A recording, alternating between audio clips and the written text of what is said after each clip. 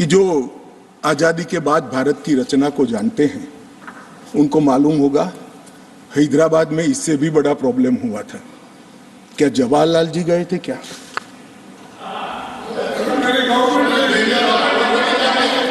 तो यहां गवर्नमेंट नहीं, यहां नेहरू। क्या कर रहे हो खड़गे जी? अभी भी वापस आओ।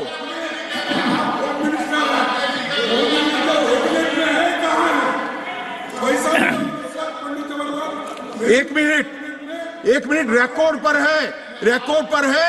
कश्मीर में दिग्विजय जी ने सरदार पटेल का नाम नहीं लिया। एक नाम दिया शेख अब्दुल्ला का, दूसरा नाम दिया जवाहरलाल नेहरू का। तो वो होम मिनिस्टर थे, क्यों नहीं दिया भाई? अब सुनिए दिग्विजय जी, अब सुनिए, सुनना पड़ेगा, ऐसे नहीं चलेगा। हमने सुना है, धैर्य से सुना है।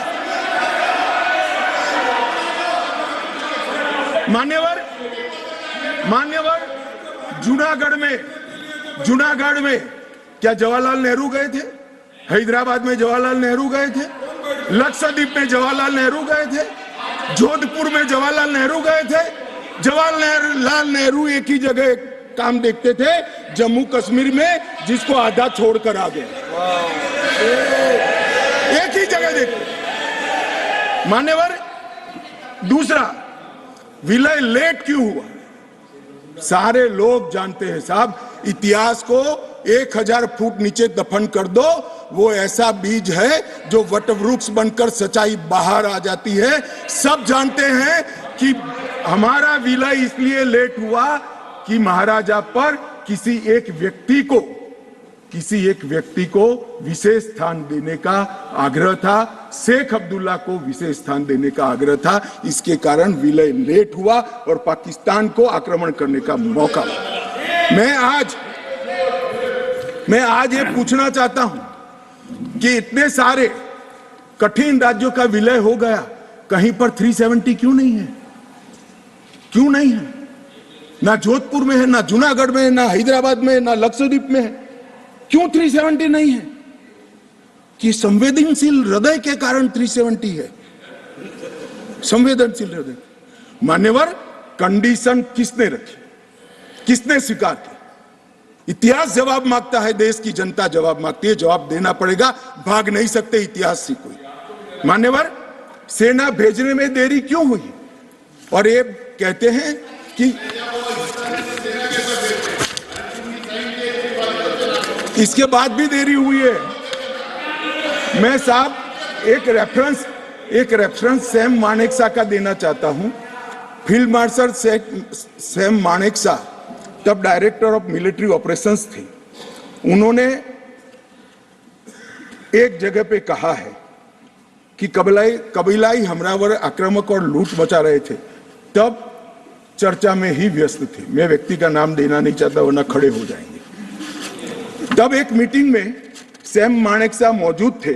सरदार पटेल जी ने नेहरू जी को कहा, जवाहर आप कश्मीर चाहते हो या नहीं चाहते हो, देरी क्यों हो रही है? तब जाकर सेना भेजने का निर्णय हुआ है। जवाब देना पड़ेगा। नहीं, दिग्विजय भी ऐसे मत करे, मैं भेज दूंगा आपको, पुस्तक ही भेज दूंगा। मान्यवर, Honorable Home Minister is not yielding. He is not yielding. Honorable Home Minister is not yielding. मान्यवर, एक बात सर्वविदित है, अगर असमय सीज फायर असमय नहीं होता तो आज पाक ऑक्यूपाई कश्मीर नहीं होता। अब पत्रों का जिक्र कर रहे हैं, किसी अंग्रेज सेनापति ने देखा, मैं जरूर देखूंगा इसको, अगर लिखा है तो देखना चाहिए। परंतु अफसर कुछ भी कहे, देश का प्रधानमंत्री का देश की जमीन के लिए संवेदनशीलता होना चाहिए या नहीं होना चाहिए? मान्यवर, इतना छोटा सवाल है। हमारी सेना जीत रही थी, वो भाग रहे थे। 2 दिन रुक जाते, पूरा पाक ऑक्यूपाई कश्मीर तिरंगे के तले आ जाता। क्यों किया? दूसरा, क्यों मामले को यूएन में ले जाया गया? अब ये सारी चीजों को आप कहते हैं कि रेफरेंस लाइए। मान्यवर, मुझे मालूम था दिग्विजय सिंह, हाँ करता हूं, बैठिए। मुझे मालूम था साहब ये खड़े हो जाएंगे, इसलिए मैं लेकर आया। मैं एक कोट अनकोट पढ़ता हूं। यूनाइटेड नेशन के अनुभव के बाद मैं इस निष्कर्ष पर पहुंचा हूं कि वहां से कुछ संतोषजनक नतीजों की उम्मीद नहीं की जा सकती। मुझे सीज फायर करना अच्छा फैसला लगा, लेकिन इस मसले को ठीक से हम नहीं निपट पाए, नहीं परख पाए। हम सीज फायर पर और विचार करके बाद में निर्णय करना चाहिए था। हालांकि ये सब भूतकाल की गलतियां हैं। ये जो कोट है किसी और का नहीं है, जवाहरलाल नेहरू का है। अब उनको तो मानोगे या नहीं मानोगे कि उन्होंने गलती की है, स्वीकार करी है। और साहब एक मिनट सोर्स भी बता देता हूं, Nehru memorial museum and library, Jawaharlal Nehru connection, JNSG 143 part 1। और उस वक्त जब अरे भाई स्वयं नेहरू कह रहे हैं मेरी गलती थी, क्यों इतना पकड़ कर रखा है पूंछ। मान्यवर, और चलो संयुक्त राष्ट्र में जाना भी था तो अनुच्छेद 51 में क्यों ले गए, जहां भारत के अधिकार सीमित होते थे। अनुच्छेद 35 में जाते तो भी हमें कोई दिक्कत नहीं होती। ये भी एक बहुत बड़ा गलत फैसला था। और मैं बताता हूं मान्यवर, एक कहते हैं कि धारा 370 निरस्त कर दी।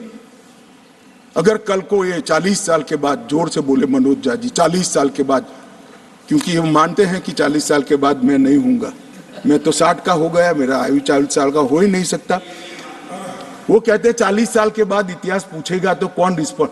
मैं बताता हूं 2 सदी तक अगर धारा 370 का फैसला गलत है तो मेरी सरकार का है, मेरा फैसला। प्रधानमंत्री नरेंद्र मोदी जी ने फैसला लिया है।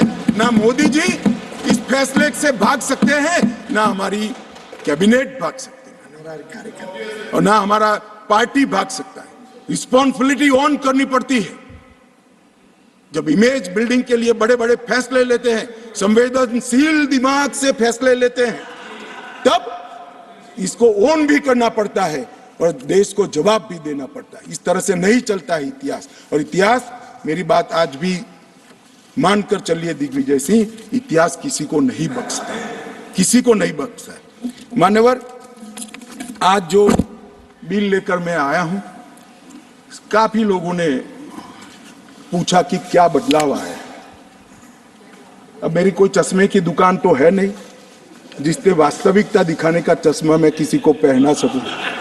सबको अपने अपने चश्मे से देखना पड़ेगा, और चश्मे का अगर कांच गलत है तो दृश्य गलत हो जाता है।